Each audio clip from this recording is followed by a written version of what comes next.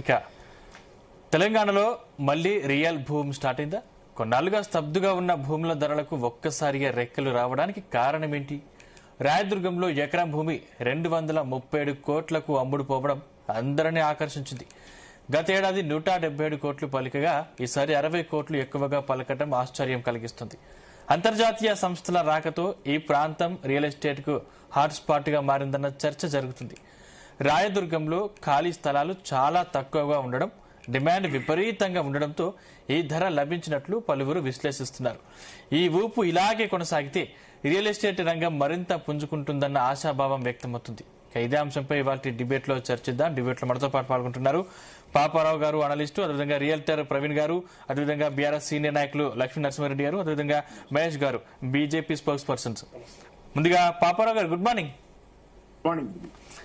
Sir, గత కొద్ది రోజులుగా అంటే హైడ్రా వల్ల లేకపోతే అక్రమ నిర్మాణాల వల్ల రియల్ ఎస్టేట్ పడిపోయిందన్న మనము ఆ ఆరోపణలు చూసాం.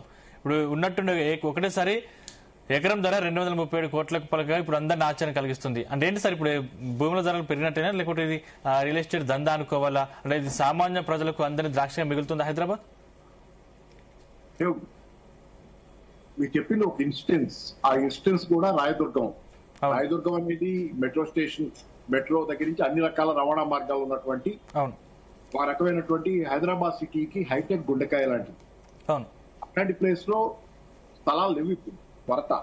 ఎవరన్నా కొత్తగా ఎంటర్ అవ్వాలంటే అక్కడ చోట్లేని ఆ స్థితిలో మిగిలిన కొద్దిపాటి దీనిలో ఆ పోటీలో వచ్చింది. అది కాకుండా విదేశీ సంస్థ కొనుగోలు చేసింది. వాళ్ళకి మనకి రూపాయి మారకంలో, డాలర్ రూపాయి మారకంలో రూపాయి పడిపోయిన తర్వాత ఆటోమేటిక్ గా ఎక్కువ రూపాయలు ఖర్చు పెట్టాలి వాళ్ళు. అంటే వాళ్ళు తెచ్చిన డాలర్ విలువ రూపాయల్లో పెరిగింది. సో కాబట్టి ఎక్కువ నెంబర్ కనపడుతుంది. రూపాయి పడిపోయిన తర్వాత మీరు చెప్పినటువంటి లాస్ట్ ఇయర్ ఎప్పుడో 160 crore ఆర్డ్కి కొన్నది, లేకపోతే ఇప్పుడు 260 crore దాకా 200 పైన అది కొన్నది. ఏంటంటే ఆ రూపాయి విలువ పత్రం కూడా దానిలో కౌంట్ చేయాలి. సో ఇన్నిటి మధ్యలో అది జరిగింది. సరే, సంతోషం, అమ్మగలిగారు, సంతోషం, ప్రభుత్వానికి ఆదాయం వచ్చింది అనుకుందాం. కానీ నేను చెప్పేది ఒకటే, ఇక్కడ హైదరాబాద్ సిటీలో మొత్తం ఆ కొత్త ప్రభుత్వం అంటే 2023లో ఈ కాంగ్రెస్ ప్రభుత్వం అధికారంలోకి వచ్చిన కొద్ది కాలానికే రియల్ ఎస్టేట్ లో స్తంపు మొదలైంది కాదు. ఇది ఒక్క ఇన్స్టెన్స్ తో ఎట్లా కోలుకుంటుందనే దాన్ని మనం అంటే ఏంటంటే ఒక రకమైనటువంటి హైప్ అన్నమాట.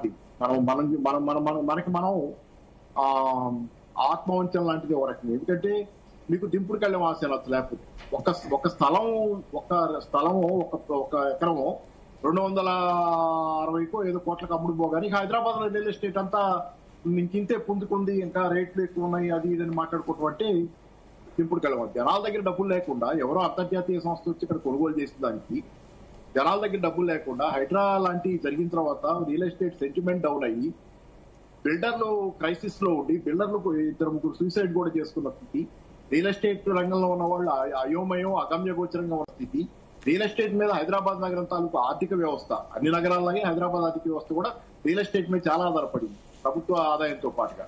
ఇవన్నీ డౌన్ అయిన తర్వాత ఇప్పుడు అకస్మాత్తుగా రియల్ ఎస్టేట్ కోల్పోవటం అనేది అది నేను అనుకోవటం మనకి తెలుసు, అంత లోపల మనకి తెలుసు. ఇది ఒక ఇన్స్టెన్స్ అంతే. ఆ ఒక ఇన్స్టెన్స్ లో వాళ్ళ ప్రత్యేకమైన అవసరాల దృష్ట్యా ఆ మాటకు వస్తే వెస్ట్ సిటీలో ఇంకా కొంచెం ఉంది డిమాండ్. పడిపోయిందంటే మొత్తం జీరో అయిందని కాదు, 10%, 20%, 30% ఉంటది. చాలా వరకు పడిపోయిందని, చాలా మేరకు డిమాండ్ లేదు. వెస్ట్ సిటీలో మడికొండ, గచ్చిబౌలి ఆ ఏరియా చుట్టుపక్కల కానీ ఇందాకన్నా రాయదుర్గం బయట కానీ అక్కడ కొంత డిమాండ్ ఇంకా ఉంది. అక్కడ ఇంకా కొంత డిమాండ్ ఉంది, దాన్ని వీ కెనాట్ డినై. అంతేగాని ఇప్పుడు అందుకని నిరుద్యోగం, ఫర్ ఎగ్జాంపుల్ చెబుతా, నిరుద్యోగం పెరిగిపోయింది అంటాం. అంటే 100 మంది చదువుకున్న వాళ్ళు ఎవరికి 0 ఉద్యోగాలా? అది కాదు. 25% నిరుద్యోగం ఉన్న చదువుకున్న వాళ్ళలో 40% మందికి ఉద్యోగాలు రాకపోయినా నిరుద్యోగం భారీ ఎత్తున ఉన్నట్టు సమాజం కల్లోలంగానే ఉంది. అట్లాగే రియల్ ఎస్టేట్ పత్రం అంటే అసలు 0 అయిపోయిందని కాదు. చాలా పెద్ద స్థాయిలో సంక్షోభం ఏంటంటే అన్ని జీవితాలను ప్రభావితం చేయగల స్థాయిలో ఏర్పడింది అది. సో కాబట్టి ఏంటి, రాయదుర్గం ఇన్స్టెన్స్ తీసుకుని రియల్ ఎస్టేట్ కోలుకుందంటే నేనేదో సెంటిమెంట్ దెబ్బతీయాలనే ఉద్దేశం చెప్పాలి. వాస్తవాలుగా మాట్లాడుకోవాలి కాబట్టి చెబుతాను. ఎందుకంటే మనందరి జీవితాలు ప్రత్యక్షంగానో, నేను రియల్ ఎస్టేట్ లో లేకపోయినా నా జీవితం కూడా ప్రత్యక్షంగానో పరోక్షంగానో రియల్ ఎస్టేట్ ఆధారపడింది. అన్ని అట్లాగే ఉంటాయి అందరి జీవితాలు. రియల్ ఎస్టేట్ బాగుంటే మనీ ఫ్లో ఉంటుంది, మనీ ఫ్లో ఉంటే అందరి జీవితాల్లో ఎంతో కొంత మెరుగైన ఇది ఉంటుంది. కాబట్టి నేను చెప్పేది ఏంటంటే నా ఉద్దేశంలో ఇప్పుడున్నది ఖచ్చితంగా 100% ఇది మాత్రం ఇండికేషన్ కాదు రియల్ ఎస్టేట్ కోలుకుందంటానికి. స్టాంప్స్ రిజిస్ట్రేషన్స్ ఆదాయం చూడండి, సంవత్సరానికి పడిపోతుంది స్టాంప్స్ రిజిస్ట్రేషన్ ఆదాయం, కోల్పోతుంది. ఒకటి మరి రిజిస్ట్రేషన్ జరగకుండా రిజిస్టర్ ఆఫీస్ లీగల్ దోలుతున్నటువంటి పరిస్థితి ఏర్పడతా మెల్లగా. Okay okay right. Praveen garu good morning. Good morning sir. ఏం చెప్తారు అంటే నిజంగానే మార్కెట్లో భారీ డిమాండ్ ఉందా, లేకపోతే ఇది కొద్ది మంది పెద్దల పెట్టుబడిదారుల వల్లనే డిమాండ్ పెరిగిందంటారా? వాస్తవంగా రాష్ట్రంలో రియల్ ఎస్టేట్ రంగం సంక్షోభంలో ఉన్నది అనేది నిజం. కొన్ని వేల మంది రియల్ ఎస్టేట్ రంగం మీద ఆధారపడి బతుకుతున్నటువంటి వాళ్ళు ఉపాధి కోల్పోయారు. వ్యవసాయ భూములకైతే అసలే డిమాండ్ లేదు. వ్యవసాయ భూములు ఉన్న ప్రాంతాల్లో సబ్ రిజిస్టర్ ఆఫీసుల్లో రోజుకు 1, 2, 3, 4 రిజిస్ట్రేషన్లు దాటని పరిస్థితి ఉంది. అదే సిటీ నగర శివారు ప్రాంతాల్లో ఉన్నటువంటి సబ్ రిజిస్టర్ ఆఫీసులలో ఒకప్పుడు 100 నుంచి 150 రిజిస్ట్రేషన్స్ అయ్యేటి. ఇప్పుడు 20 కావటం కూడా గగనంగా మారిపోయింది అనేది వాస్తవం. అంటే ఈ రాయదుర్గం పాన్మక్తా ప్రాంతంలో 237 కోట్లకు భూమి అమ్ముడుపోయిందంటే అక్కడ ఐటీ కారిడార్, మెట్రో రైలు సౌకర్యం, అనేక మౌలిక వసతులు అక్కడ ఉండటం వల్ల అక్కడ పరిశ్రమలు స్థాపించడానికి. అంటే మీరు అన్నట్టు ఇప్పుడు ఐటీ కారిడార్, మెట్రో అంటే సంబంధించి గత ప్రభుత్వం సంబంధించి గత ప్రభుత్వం అభివృద్ధిలోనే ఇప్పుడు ధరకు రెక్కలు వచ్చినాయి అనుకోవాలి. ఎందుకంటే ఇప్పుడున్నటువంటి పరిస్థితుల్లో ఇక్కడ ఐటీ కారిడార్ కావచ్చు, లేకపోతే మెట్రో ఇప్పుడున్నటువంటి ప్రభుత్వంలో అటువంటి ఏం లేవు. అవును సార్. అయితే ఇక్కడ 237 కోట్ల రూపాయలకు ఒక ఎకరం అమ్ముడిపోయిందంటే సుమారు గజం 4,97,000 రూపాయలు పోయినట్టు లెక్క. ఈ 4,97,000 రూపాయలకు సామాన్య మధ్య తరగతి ప్రజలు కొనలేరు. వారికి హైదరాబాద్ నగరంలో భూములు గాని ఇండ్లు గాని అందుబాటులో లేవు అనేది నిజం. అదే పరిశ్రమలు స్థాపించే ప్రాంతం కాబట్టి అక్కడ కమర్షియల్ స్పేస్ తక్కువ ఉండటం వల్ల ఆడ వాళ్ళు అత్యవసర పరిస్థితుల్లో కొనొచ్చు. ఈ 237 కోట్లకు అక్కడ అమ్ముడుపోయినంత మాత్రాన హైదరాబాద్ నగరంలో మళ్ళా రియల్ ఎస్టేట్ భూమి పుంజుకుంటుందనే ఆశలు రియాల్టర్స్ లో లేవు. ఇందాక సార్ చెప్పినట్టుగా చాలా మంది రియాల్టర్స్ ఆర్థికంగా నష్టపోయారు. 2-3 ఆత్మహత్యలు కూడా చేసుకున్నారు.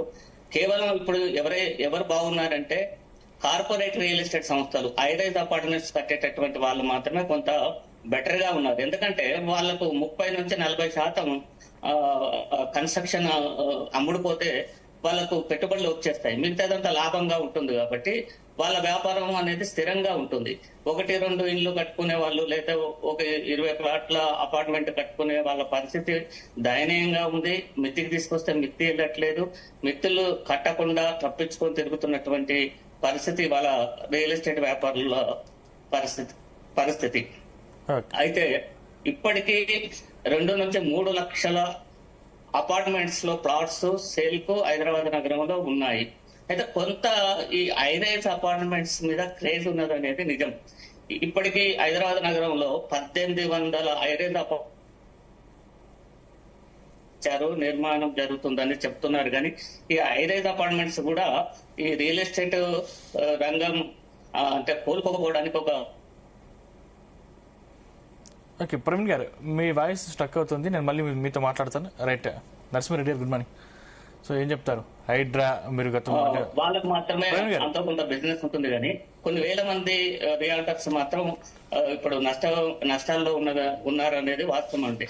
ఓకే, మీరేం చెప్తారు? అంటే హైడ్రా అక్రమ నిర్మాణాల వల్ల రియల్ ఎస్టేట్ రంగం పడిపోయిందని గత కొద్ది రోజులు మీరు ప్రచారం చేస్తున్న పరిస్థితి, ఇప్పుడు చూసుకుంటే దాదాపు 237 కోట్లు ఒక ఎకరం ధర పెరిగిన పరిస్థితి కనిపిస్తోంది. ఏం చెప్తారు? ముందుగా ప్యానెల్లో పాల్గొన్నటువంటి పెద్దలకు, మీకు, అదేవిధంగా జీ తెలుగు వీక్షకులకు నమస్కారాలు తెలియజేస్తా ఉన్నాను.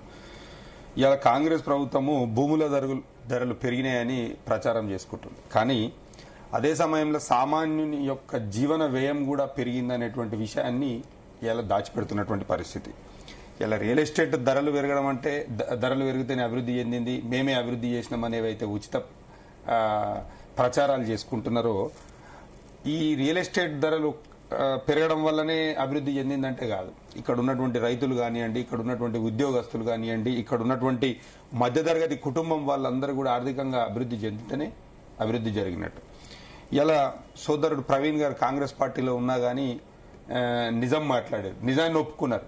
అంటే ఒక్క హైదరాబాద్ లోనే ఏదైతే 237 కోట్ల రియల్ ఎస్టేట్ రంగం. ఓకే అండి.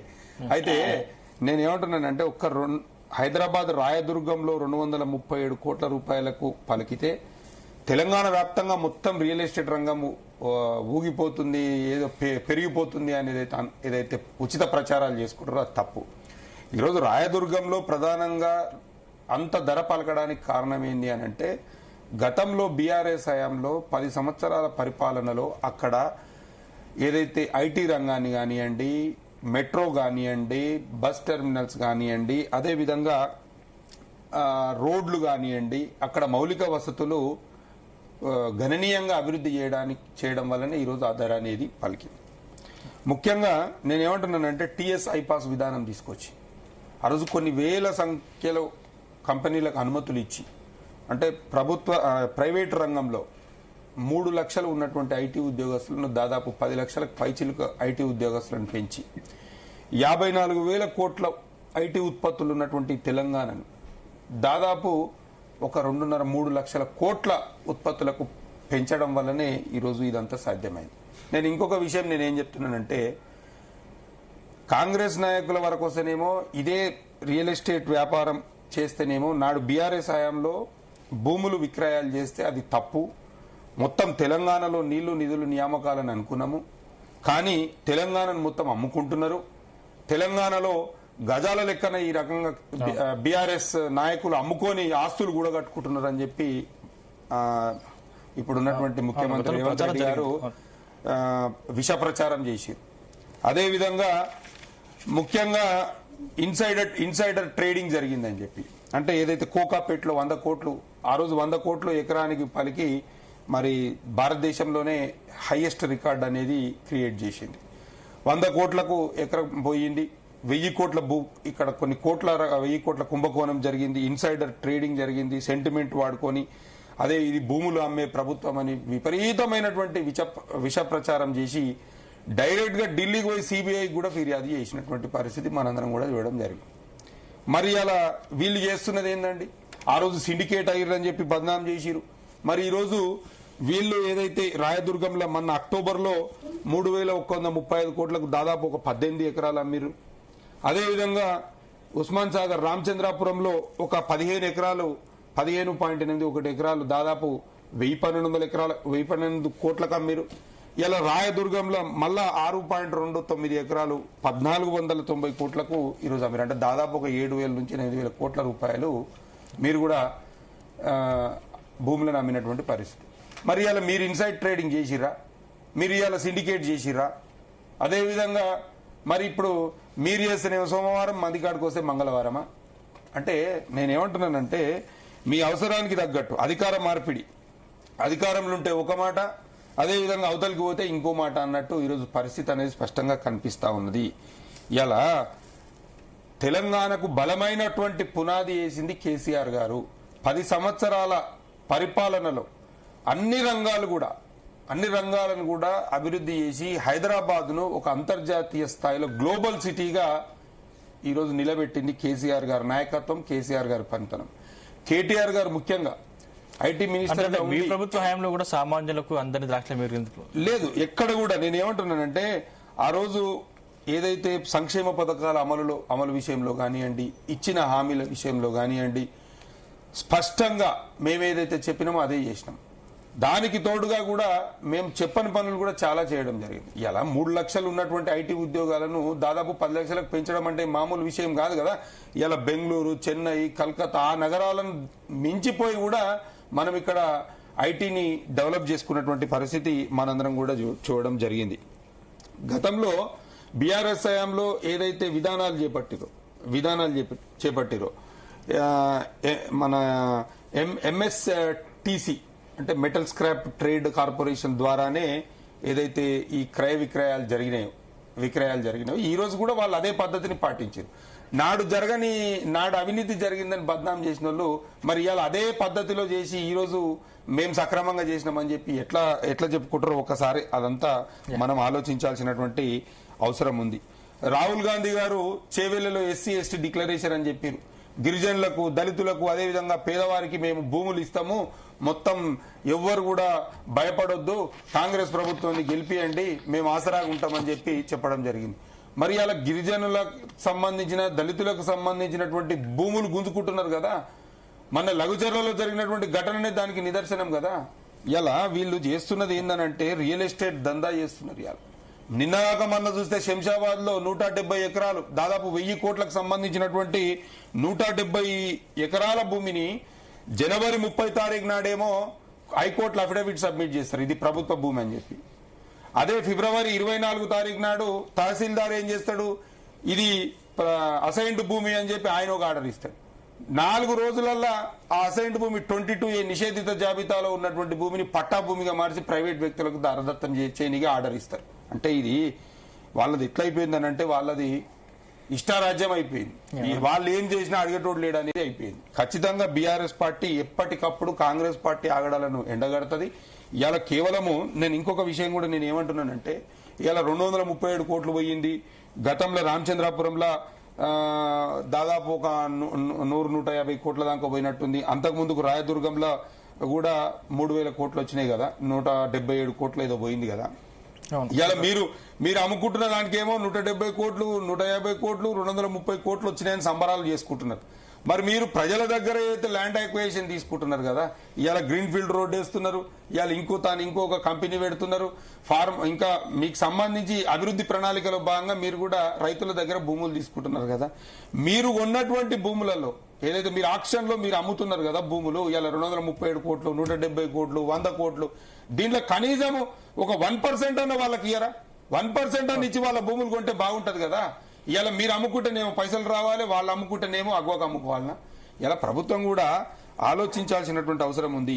ఇలా కేవలం ఏంటంటే వాళ్ళ 6 గ్యారంటీలను కప్పిపుచ్చుకోవడానికి అమలు చేయలేక ఆర్థిక నిర్వహణ చేతగాక ఇలా ఖజానా నింపుకునేటువంటి కార్యక్రమాలకే శ్రీకారం చుడుతుంది. కానీ ఇక్కడ ఏ విధమైనటువంటి అభివృద్ధి లేదు.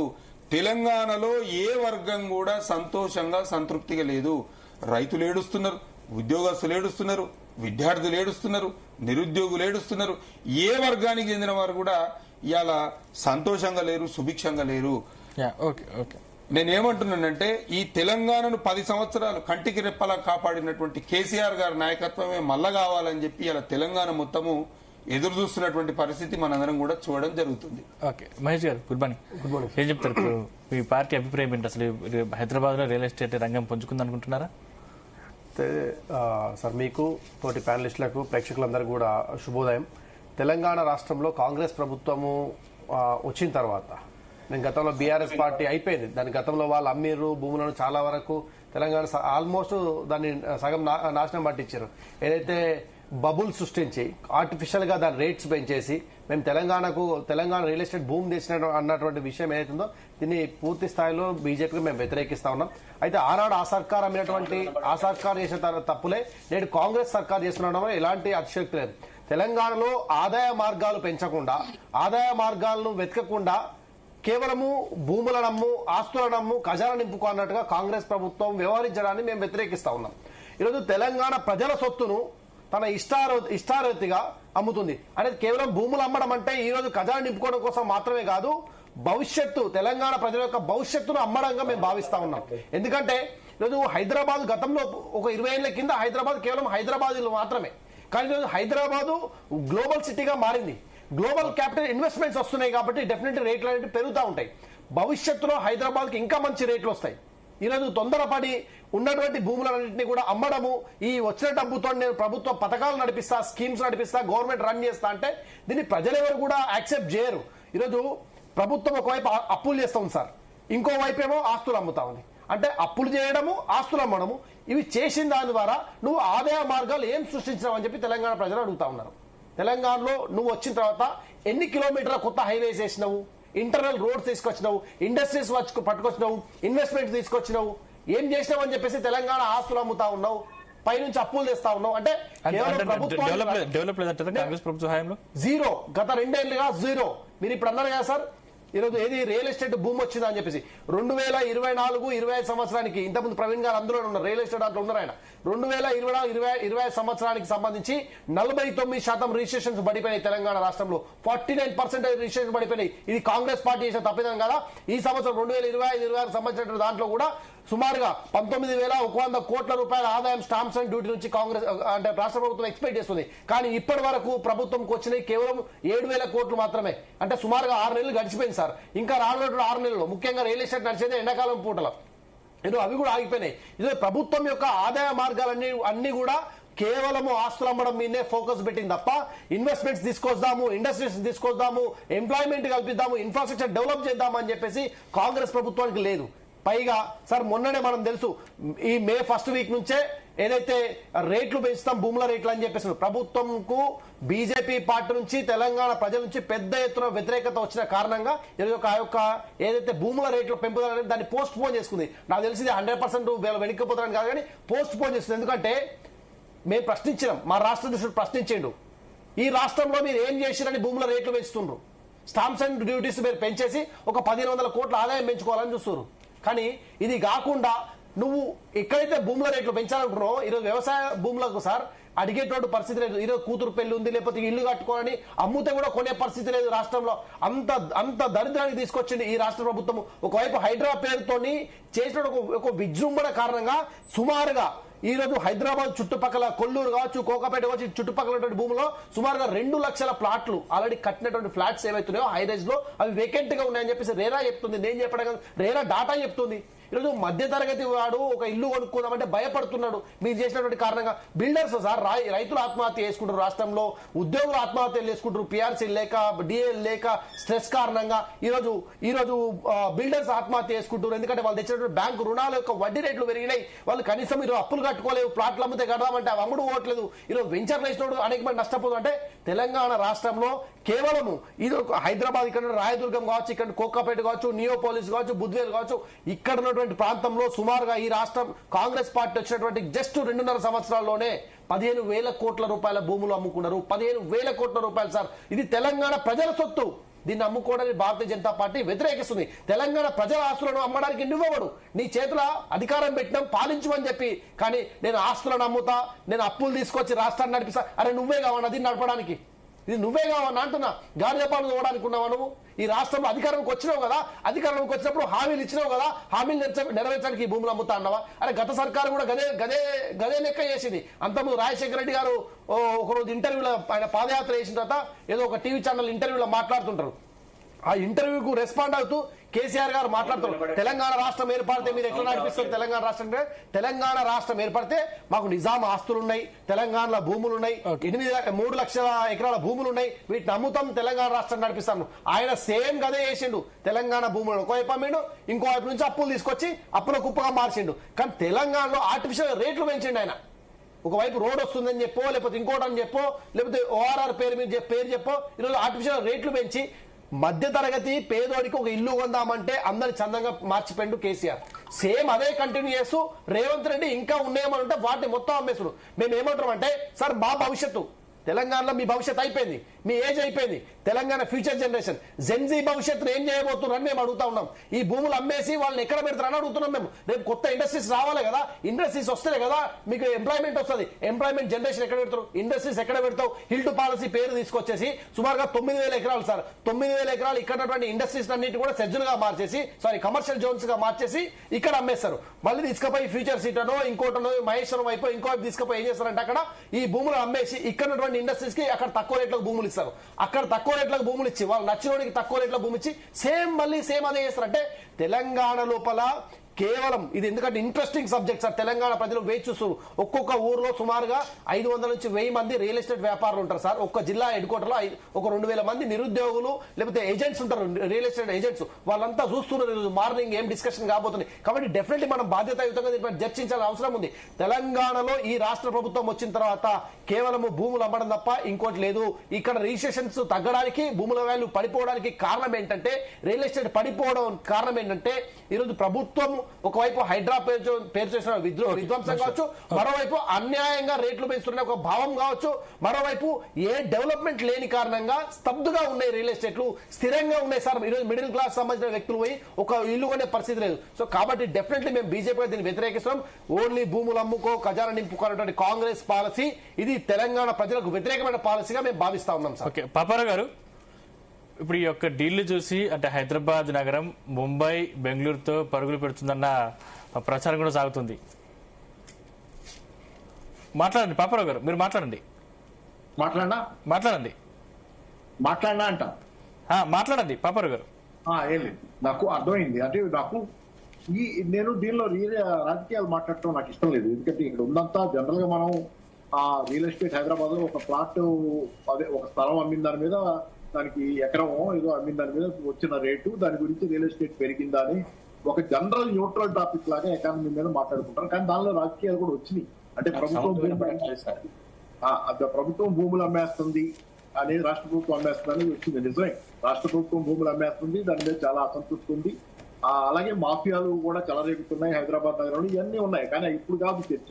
మనం ఇప్పుడు ఆ ప్లాట్ వరకు జరిగింది ఏంటి, ఆ అమ్మిన దాని వరకు జరిగింది ఏంటి, దానివల్ల రియల్ ఎస్టేట్ పెరిగిందా లేదా, ఓవరాల్ పరిస్థితి ఏంటి, పరిమితం అయితే బాగుంది. కానీ మిత్రులు అన్నది ఏంటంటే ఆ బీజేపీ నుంచి ఆయన నేనేం విమర్శిస్తానని చెప్పలేదు, just I point out. BJP కూడా అమ్ముతుంది కదా, ఇది నేషనల్ మానిటైజేషన్ పైప్ లైన్ అనే పెట్టారు వాళ్ళు.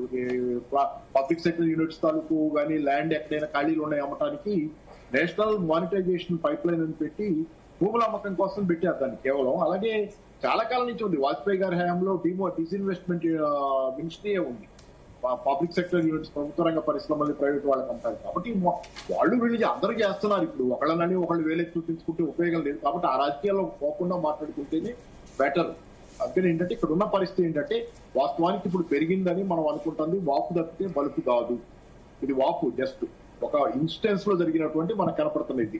అదే అలాగే అంటాం కదా, ఇళ్ళగానే పండగ కాదని కూడా. అంటే ఇదేదో నెగటివ్ టోన్స్ లో చెప్పడం నేను ఒకటేదో జరగంగానే ఏదో జరిగిపోతుందని మాట్లాడుకోవటం అనేది కూడా సాధ్యం కాదు. ఎందుకంటే ఉత్త ఆశలు రేకెత్తిస్తుందంటే ఉపయోగం లేదు. అది అందరికీ తెలుసు. మనం ఎంత రేకెత్తించినా ఎవరు ఆశలు రేకెత్తిపోయే స్థాయిలో జనాలు లేరు. అంత స్పష్టంగా జరుగుతున్న పరిణామాల్లో ప్రతికూల దిశగా రియల్ ఎస్టేట్ ఉందనేది అందరికీ స్పష్టంగా ఉంది. ఆ ఒక్క ఇది పోవటం అనేది ఎవరో అదృష్టవంతులు, అది ఎవరైనా ప్రైవేట్ ప్లాట్ అనుకోవాలి, లేకపోతే ప్రభుత్వం అమ్ముకుంటే ప్రభుత్వానికి ఆదాయం వస్తుంది. దీంతో ఏదో రియల్ ఎస్టేట్ కోరుకుందని అనుకుంటారు.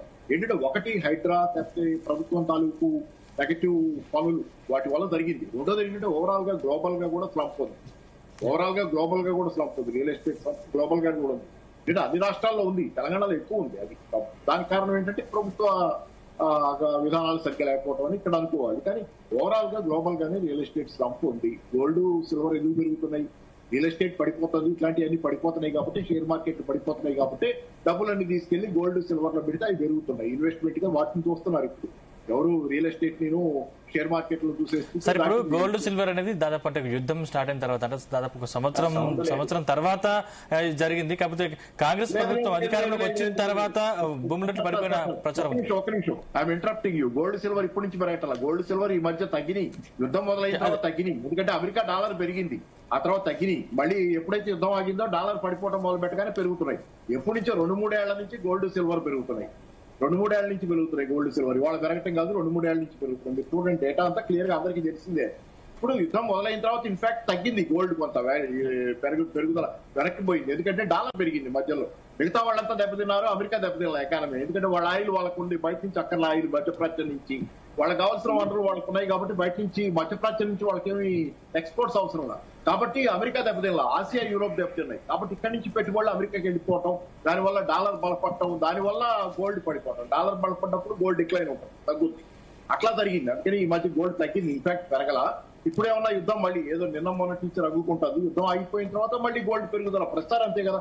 మన సీజ్ ఫైర్ ఎప్పుడైతే కాల్పుల విరమణ ఒప్పందం జరిగిందో మళ్ళీ బంగారం పెరగడం మొదలైంది, డాలర్ తగ్గటం. అంటే ఓవరాల్ డాలర్ అనేది పతనంలో ఉంది. గోల్డ్ సౌండ్ లేదు నాకు. ప్రవీణ్ గారు, నాకు సౌండ్ లేదు. ఇప్పుడు వినిపిస్తుందా నా వాయిస్? నాకు సౌండ్ లేదు సార్, సౌండ్ వినపడట్లేదు. ఇప్పుడు ఓకేనా? రైట్, నరసింహారెడ్డి సౌండ్ వినపడట్లేదు. మిత్రుడు మహేష్ గారు మాట్లాడినప్పుడు ఇది ప్రజల ఆస్తి, భవిష్యత్తు తరాల ఆస్తి అని చెప్పడం. ఎస్, నేను కూడా దాంతో ఏకీభవిస్తాను. అయితే ఇక్కడ ఏదైతే జరుగుతున్నటువంటి తీరున్నదో ఇది వారు చేస్తేనేమో కరెక్టు, అవతల వాళ్ళు చేస్తే తప్పు అన్నట్టుగా చిత్రీకరించడమే నేను కరెక్ట్ కాదని అనేది చెప్తా ఉన్నాను. ఇలా మీరు ఒక్కసారి చూస్తే ప్రపంచంలోనే అతిపెద్ద టీ హబ్ సెంటర్ని మన హైదరాబాద్ లో కేటీఆర్ గారి నాయకత్వంలో ఏర్పాటు చేసుకోవడం జరిగింది. దాదాపు 3.5 లక్షల చదరపు అడుగుల విస్తీర్ణంలో. అంటే ఎన్నో ప్రపంచ దిగ్గజ సంస్థలైనటువంటి Amazon, Microsoft, Google, Accenture, Deloitte, Apple ఇట్లాంటి సంస్థలు మొత్తం వచ్చి ఇక్కడ వాళ్ళ కార్యకలాపాలను కొనసాగించడం వల్ల ఏమైతుందంటే ఇక్కడ మనకు గ్లోబల్ గా ప్రపంచ స్థాయి గుర్తింపు అనేది వచ్చినటువంటి పరిస్థితి. ఇలా నేను ఒక సింపుల్ ఎగ్జాంపుల్ చెప్తాను. 2013లో 4.5 కోట్ల చదరపు అడుగులు ఉన్నటువంటి office space, grade A office space ఇలా 2023లో దాదాపు 12.5 కోట్లకు చేరింది. అవన్నీ ఎట్లా చేరినాయండి? గడిచిన 9-10 సంవత్సరాలలో ఈ మౌలిక వసతుల ఏర్పాటు మన యొక్క ఆదాయ వనరుల సోర్సెస్ ను పెంచుకోవడం వల్లనే జరిగింది. కేవలం అన్న ఏమన్నాడు అంటే ఇంతకు ముందుకు భూములు అమ్ముతున్నారు, ఓన్లీ భూములు చేసిరు గతంలో అని కూడా అన్నారు.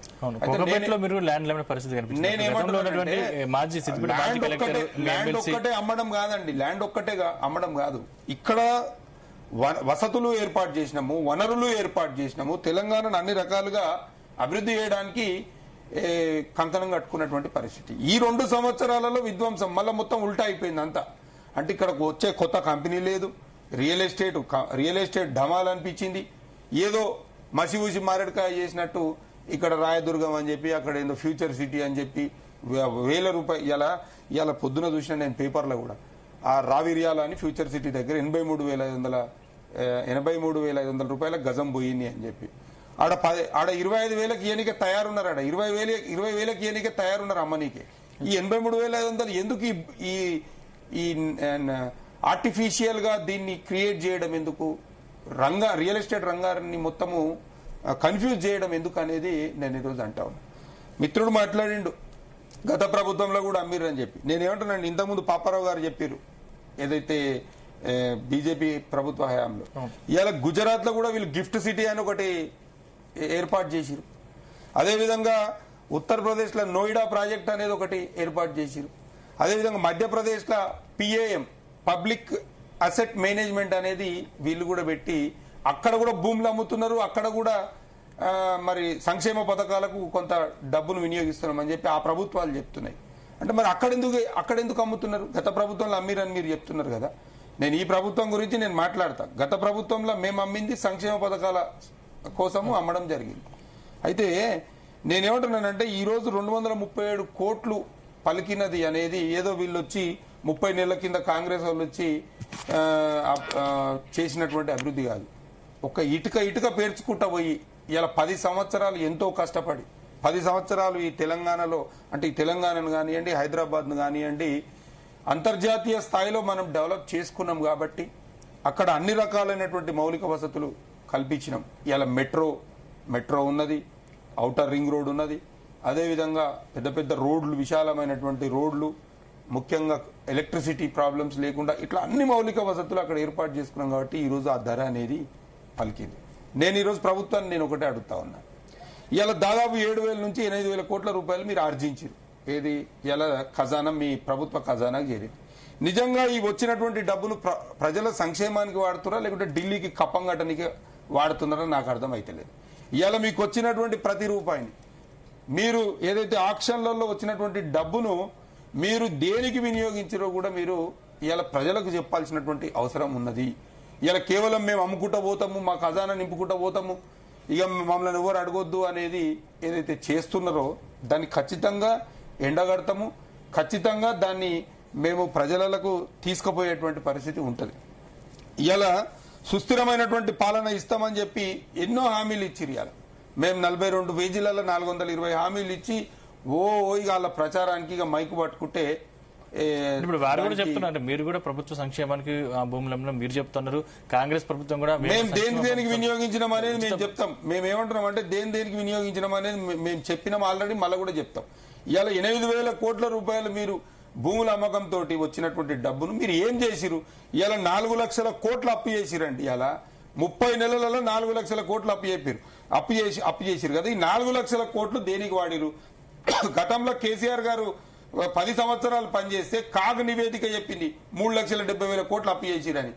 10 సంవత్సరాలలో 3,70,000 కోట్లు అప్పు చేసి ఈ తెలంగాణలో అనేకమైనటువంటి సంపదను సృష్టించి కోట్ల రూపాయల మౌలిక వసతులు కల్పించింది కేసీఆర్ ప్రభుత్వం.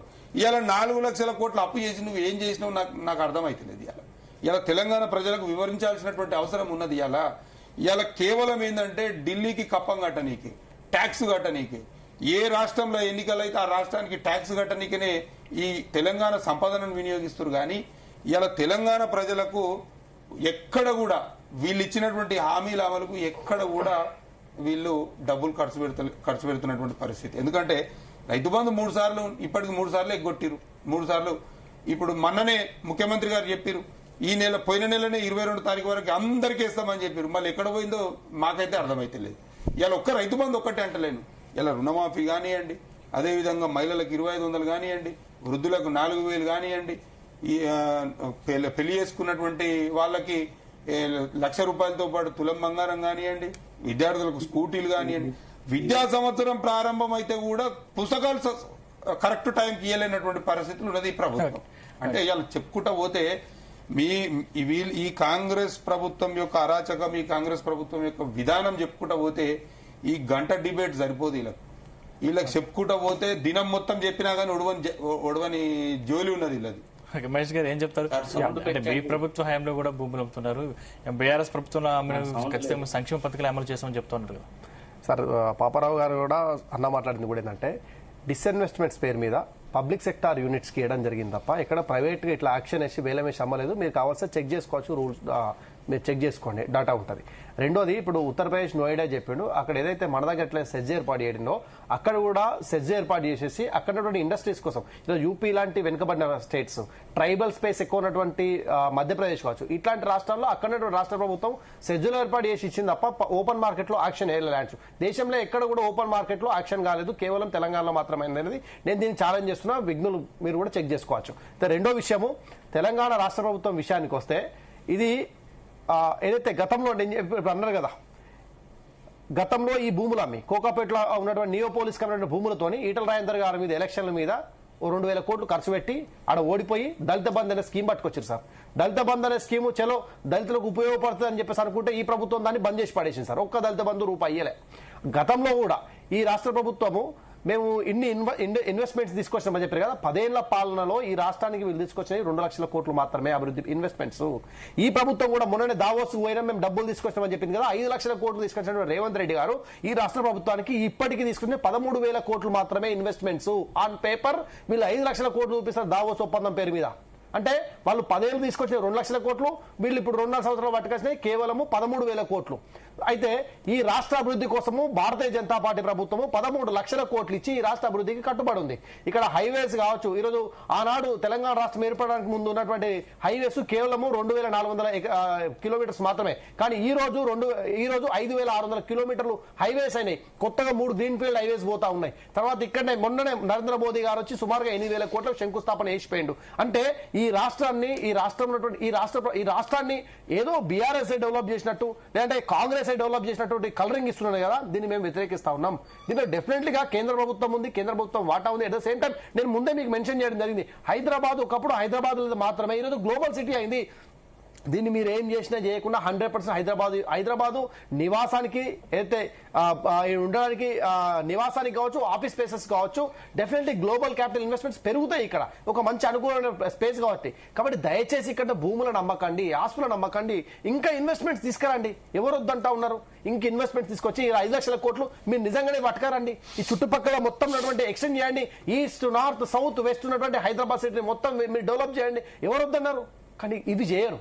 ఇవి చేయకుండా ఏం చేయాలంటే ఓన్లీ గప్పాలు కొట్టాలి, గాసిప్స్ చేయాలి. ఈరోజు చెప్తున్నారు 85,000 గజం చొప్పున ఇస్తారు అని చెప్పేసి. నిజంగా ఇట్లాంటి ఫేక్ ప్రాపగండా గోబల్ ప్రచారం చేయాలి, ఏదో ఉన్నది లేనిది ఉన్నట్టు చూపించి తెలంగాణ ప్రజలను మభ్యపెట్టాలని చెప్పేసి చేసిన ఈ ప్రయత్నం ఏదైతుందో ఇది తప్పు. ఎందుకు తప్పు అంటే నువ్వు ఎవరికి అమ్ముతావు ఈ భూములను? తెలంగాణ ప్రజలకే అమ్ముతావు కదా, నీకు బయట నుంచి వచ్చి అమ్మరు కదా. ఇక్కడ గజాల చొప్పున 100 గజాలు 200 గజాలు ఎవరు కొనుక్కుంటారండి? లైఫ్ టైం ఇన్వెస్ట్మెంట్ ఒక పేద మధ్యతరగతి వ్యక్తిది, ఒక ఐటీ ఎంప్లాయీ ఆయన వచ్చే జీతంతో ఈఎంఐతో కొనుక్కుంటాడు. రేపు అమ్ముతా రేట్ రానప్పుడు ఎవరు తిడతాడు, ఎవరు బాధపోతాడు, ఎవరు బాధపడతాడు, ఎవరు సూసైడ్ చేసుకుంటారు? ప్రజల్ని మోసం చేయడం కాదా ఈ కాంగ్రెస్ ప్రభుత్వం? నేను ఏమన్నా సార్, వాస్తవాలను బయట పెట్టండి. తెలంగాణ ప్రజలు చాలా పెద్ద గుండె ఉన్నోళ్ళు, వాస్తవాలు బయట పెట్టండి. మా ప్రభుత్వం మొత్తం కూడా డొల్లా, మా దగ్గర రూపాయి లేదు, ఓన్లీ అప్పులు తెస్తున్నా, ఉన్నాయి అమ్ముతున్నా అని చెప్పండి. సో కేంద్ర ప్రభుత్వము తెలంగాణ ప్రజలను, తెలంగాణ ఈ రాష్ట్ర అభివృద్ధి కోసం కట్టుబడి ఉంది కాబట్టి తెలంగాణ అభివృద్ధిలో మేజర్ భాగస్వామ్యం భారతీయ జనతా పార్టీది.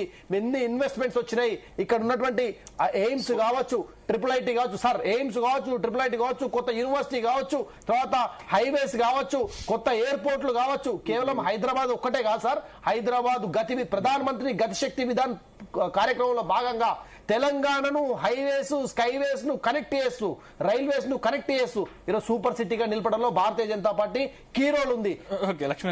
నేను ఏమంటున్నా అంటే, సోదరుడు ఏదైతే మాట్లాడిండో తెలంగాణలో గడిచినటువంటి 10 సంవత్సరాలలో ఏం జరగలేదు, 2 సంవత్సరాలలో ఏం జరగలేదు, మొత్తం బీజేపీ ప్రభుత్వమే చేసింది, నరేంద్ర మోడీ గారి నాయకత్వమే చేసింది అనేది అయితే చెప్తున్నారో ఒక్కసారి మీరు పునరాలోచించుకోవాలి. ఎందుకంటే స్టాటిస్టిక్స్ తోటి నేను చెప్తున్నా, ఒక సంవత్సరానికి తెలంగాణ రాష్ట్రం నుంచి కేంద్ర ప్రభుత్వం వసూలు చేస్తున్నటువంటి ట్యాక్స్ ఏదైతే ఉన్నదో జీఎస్టీ రూపంలో ఇలా 1,70,000 నుంచి 1,80,000 కోట్ల రూపాయలు తెలంగాణ నుంచి తీసుకుంటున్నది.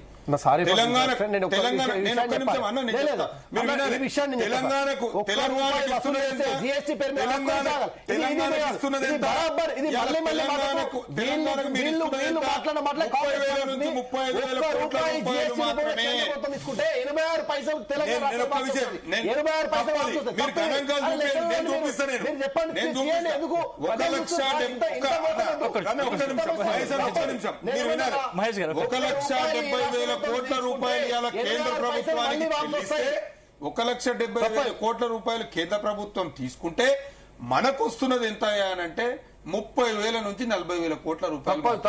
మా దగ్గర పైసలు తీసుకోకూరి, కేంద్ర ప్రభుత్వం మా దగ్గర పైసలు తీసుకోకూరి, మా దగ్గర తెలంగాణలో మస్తు పైసలు ఉంటాయి. ఇవాళ మీరు ఏదైతే ప్రతి సంవత్సరం అంటే మీరు తీసుకుంటున్నటువంటి పైసలల్లా ఇలా 14,22,000 కోట్ల రూపాయలు ఇలా కేంద్ర ప్రభుత్వం అన్ని రాష్ట్రాలకు వంచింది. ఇలా 14,22,000 కోట్ల రూపాయలు ఇలా అన్ని రాష్ట్రాలకు వంచింది. మరి తెలంగాణకు 7% ఎందుకు ఇచ్చింది? మధ్యప్రదేశ్ కు 19% ఎందుకు ఇచ్చింది? ఉత్తరప్రదేశ్ కు 17% ఎందుకు ఇచ్చింది? ఇవాళ గుజరాత్ కు 14% ఎందుకు ఇచ్చింది? వాళ్ళకి ఎందుకు అంటే ఇప్పుడు వాళ్ళ తాను ఉన్నదేంది, మన తాను లేనిదేంది? మరి తీసుకునే విషయంలో ఇవాళ గుజరాత్ తాను ఎంత తీసుకుంటారో దాదాపుగా బరాబర్ అంతనే ఇస్తున్నారు. మధ్యప్రదేశ్ తాను ఎంత తీసుకుంటున్నారో దాదాపు బరాబర్ అంతనే ఇస్తున్నారు. తెలంగాణకు వచ్చే వరకు 7%, కర్ణాటకకు వచ్చే వరకు 7.8%, తమిళనాడుకు వచ్చే వరకు 6.5%. అంటే సదరన్ స్టేట్స్ కు తక్కువ ఎందుకు ఇస్తున్నారు మీరు?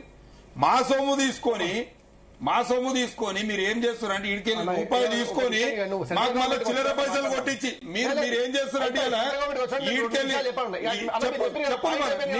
టైం వచ్చినప్పుడు చెప్పదు, టైం వచ్చినప్పుడు చెప్పు. మా దగ్గరికి వెళ్ళి రూపాయి తీసుకొని చిల్లర పైసలు కొట్టించి మాకు రూపాయికి మీరు ఎంత ఇస్తున్నారండి? మీరు ఇవాళ 20 పైసలు 30 పైసలకు ఎక్కువ ఇస్తలేరు.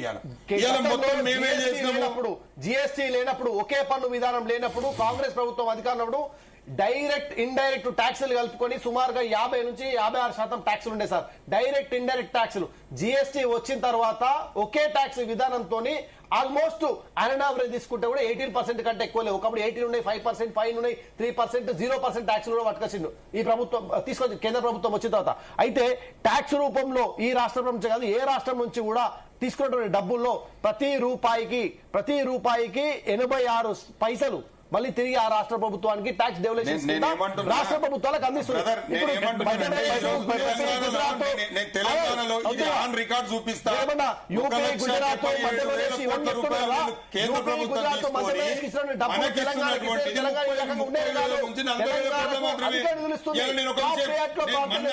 గ్రామ పంచాయతీలకు 9,000 కోట్లు ఇచ్చిందని చెప్పి పేపర్లో వచ్చింది.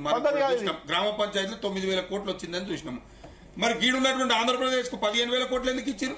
అంటే మీకు సానుకూలంగా ఉన్న వాళ్ళకేం ఒక తీరు ఉంటుంది, మీకు ఉల్టున్న వాళ్ళకేం ఒక తీరు ఉంటుంది. అంటే గతంలో నేను ఏమంటున్నానంటే, మీరు కేంద్ర ప్రభుత్వం నుంచి తెలంగాణకు మొత్తం వచ్చింది, ఇక మేము వచ్చే మొత్తం ఈడ ఉద్ధరించినామంటే తప్పు. మేము బాజాప్తా మేము ఈ తెలంగాణ బాజాప్తా వైకుంఠధామ 2014 నుంచి మీరు కట్టిన వైకుంఠధామాలు వైకుంఠధామం మేమే కట్టామే. మొక్కలు ఎవరు నాటిచ్చారు? మీరు పెట్టిన మొక్కలు నేను ఒక్క నిమిషం చెప్పేది నేను ఒక్క నిమిషం అవన్నిటి కూడా చెప్తా నేను అవన్నిటి కూడా చెప్తా నేను. ఇలా గ్రామ పంచాయతీ నుంచి కట్టేటువంటి ట్యాక్సులు ఏవైతున్నాయో గ్రామ పంచాయతీలో ఏదైతే వినియోగం చేస్తున్నామో దాంట్లో మీద జిఎస్టీ ట్యాక్స్ ఇంపోజ్ చేస్తలేరా మీరు కేంద్ర ప్రభుత్వం పన్ను తీసుకుంటలేదా గ్రామ పంచాయతీల నుంచి? ఇలా గ్రామంలో వినియోగిస్తున్నటువంటి ప్రతి వస్తువుకు కూడా మేము ఇలా మీకు ట్యాక్సులు కడుతున్నాం కదా. ఇలా మొత్తం మేమే చేసినాము, మొత్తం మా వల్లనే శ్యామలమైందని చెప్తే ఎంతవరకు? నా వాయిస్ వినిపిస్తుందా ప్రవీణ్ గారు? ప్రవీణ్ గారు నా వాయిస్ వినిపిస్తుందా? సౌండ్ లేదు, వినబడటం లేదు. సో మీరు కంక్లూడ్ ఇవ్వండి. ఆయన చాలాసేపు నుంచి చెబుతున్నారు, వినపట్టలేదు. వినపడట్లేదంట. మీరు కంక్లూడ్ ఇవ్వండి ప్రవీణ్ గారు, మీరు చెప్పండి. ప్రవీణ్ గారు వస్తలేదా? ఓకే ఓకే పాపర్ గారు ప్లీజ్ కంక్లూడ్ ఇవ్వరా?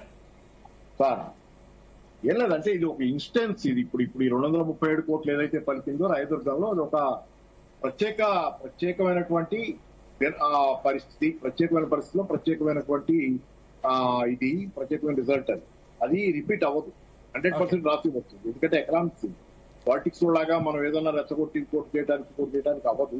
కాబట్టి ఏంటి ఎకానమీ మళ్ళీ తిరిగి తన కాళ్ళ మీద నిలబడాలన్నా, ఎకానమీలో మళ్ళీ రియల్ ఎస్టేట్ తాలూకు స్థానం దానికి తిరిగి ప్రాధాన్యత రావాలన్నా చాలా విధానాలు మారాలి.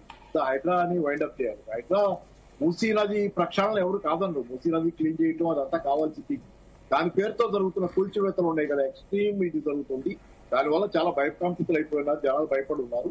హైడ్రా తాలూకు దీని నిర్ణయాన్ని రివైండ్ చేసుకోవాలి. దాని కనీసం అట్లీస్ట్ దాని మీద ఒక పెద్ద పాస్ బటన్ ఈసారికి ఈ 2 ఏళ్లు ఉండదని చెప్తే అప్పుడేమన్నా మళ్ళీ రియల్ ఎస్టేట్ కోలుకోవడానికి కొంత ఆస్కారం.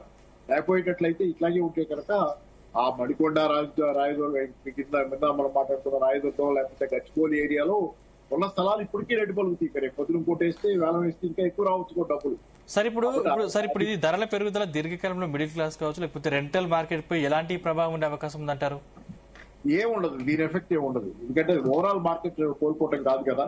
రెంటల్స్ ఆల్రెడీ కోవిడ్ తర్వాత కొంత ఈ మధ్యకాలంలో కొంత పెరిగినాయి, ఇంకా పెరగకపోవడంలా. ఎందుకంటే ఆల్రెడీ ఐటీ సెక్టర్ లో కొంత మాంద్యం ఉంది. మాంద్యం అంటే కొంత కొత్త రిక్రూట్మెంట్స్ లేవు ఐటీ సెక్టర్ లో, కొత్తగా ఉద్యోగాలు లేవు.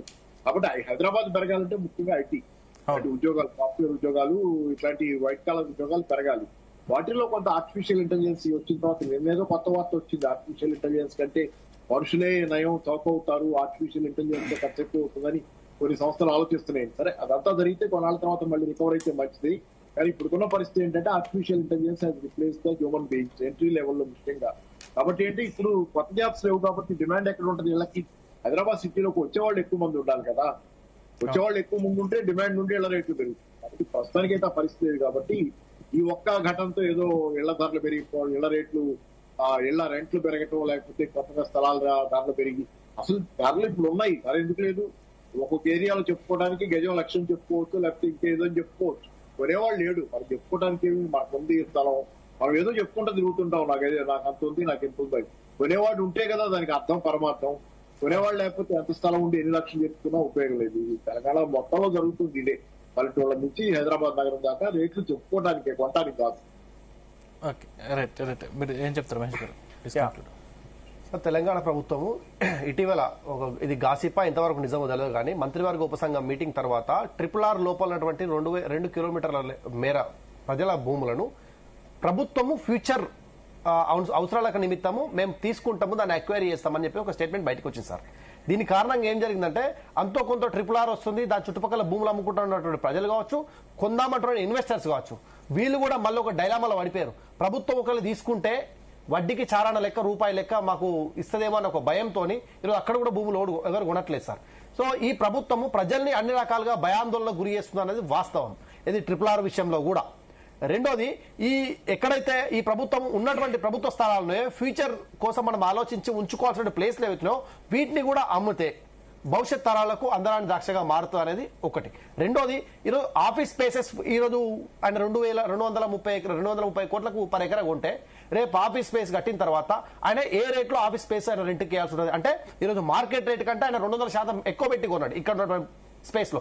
అంటే రేపు 100% ఆయన దాంట్లో రేపు రెంటల్ తీసుకుంటే దానికి 200% పెరిగే ఉంటుంది తప్ప తగ్గి ఉండదు. ఎందుకంటే ఆయన కూడా లాస్ అవుతారు. ఎవరు కూడా ఇన్వెస్ట్ చేసిన వాళ్ళు ఫ్యూచర్ లో వాళ్ళకి బెనిఫిట్స్ కావాలని కోరుకుంటారు. కాబట్టి ఆఫీస్ స్పేసెస్ కూడా ఈరోజు చుట్టుపక్కల ఈరోజు అవుటర్ రింగ్ రోడ్ బయటకి ఎప్పుడో వెళ్ళిపోయినాయి. ఇంకా దాటి ఫ్యూచర్ లో రేపు రీజనల్ రింగ్ రోడ్ దాకా పోయే అవకాశం ఎంత ఉంది. అయితే మేమేమంటున్నాం, ప్రభుత్వానికి ఆదాయమే మార్గాలంటే భూములను అమ్మడమే తప్పు, కానీ ఆదాయమే మార్గాలన్నప్పుడు ఇంకా సిటీకి అవుట్స్కట్ ఉన్నటువంటి ప్లేస్లలో మనకు ఉన్నటువంటి ప్రభుత్వ భూములు ఏవైతున్నాయో అక్కడ నువ్వు ఇన్వెస్ట్మెంట్స్ తీసుకొచ్చే విధంగా అక్కడ ఇండస్ట్రీస్కి ఏదైతే నువ్వు ల్యాండ్స్ అమ్మడమా ఇంకోటి చేస్తే అక్కడ లోకల్ గా స్థానికత ఉద్యోగాలు పెరుగుదల కావచ్చు, హైదరాబాద్ గ్రోత్ కారిడార్ అంటే ఎక్స్టెండ్ అయ్యే అవకాశం ఎంత ఉందనేది మా యొక్క ఏదైతే భావం సార్.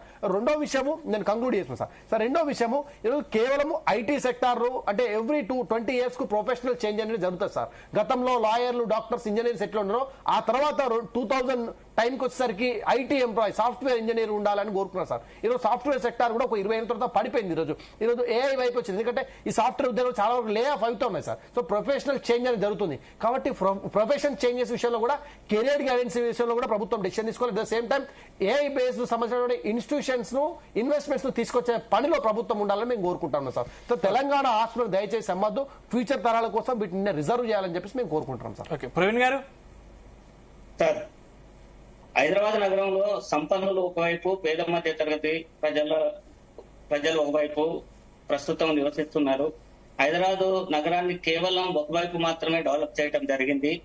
కోకాపేట గానీ, లేకుంటే Neopolis, Tellapur, Gachibowli, financial city వైపు మాత్రమే బాగా డెవలప్మెంట్ వచ్చింది. అద్భుతమైన డెవలప్మెంట్ వచ్చింది. దాంట్లో ఎలాంటి సందేహం లేదు, ఎవరికి అనుమానాలు కూడా లేవు.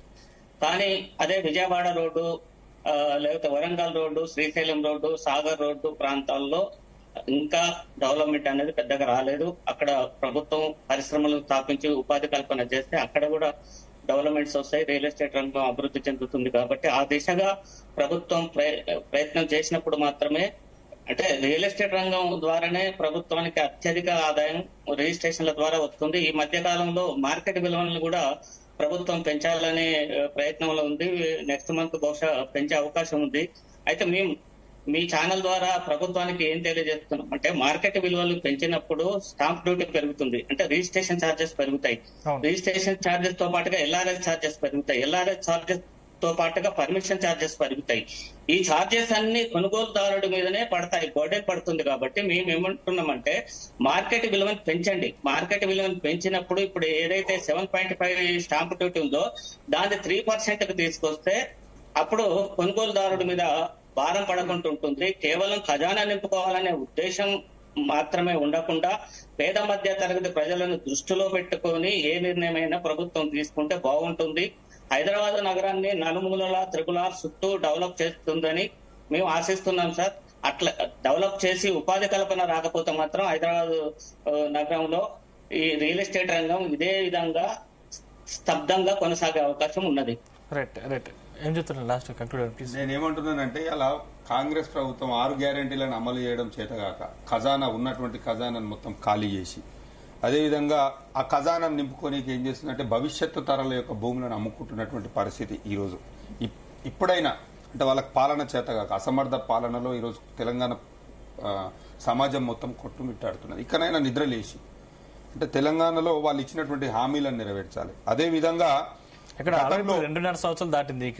గతంలో డబ్బులతోనే హామీలు ప్రారంభిస్తారట జూన్ 2 నుంచి. గతంలో వాళ్ళు మాట్లాడినటువంటి ద్వంద్వ వైఖరి ఏదైతే ఉన్నదో, అంటే బీఆర్ఎస్ ప్రభుత్వ హయాంలో అమ్మితే ఒకలాగా, ఇప్పుడు అమ్మితే ఒకలాగా ఏదైతే ద్వంద్వ వైఖరి ఉన్నదో ఆ ద్వంద్వ వైఖరికి ఒప్పుకోవాలి, వాళ్ళ ద్వంద్వ వైఖరిని ఒప్పుకోవాలి. అదేవిధంగా వాళ్ళు చేసినటువంటి ఆరోపణలు కానివ్వండి, అదేవిధంగా సిబిఐ ఫిర్యాదులు కానీ అవన్నీ అబద్దాలని చెప్పి అలా తెలంగాణ ప్రజలకు క్షమాపణ చెప్పాల్సినటువంటి అవసరం ఉన్నది.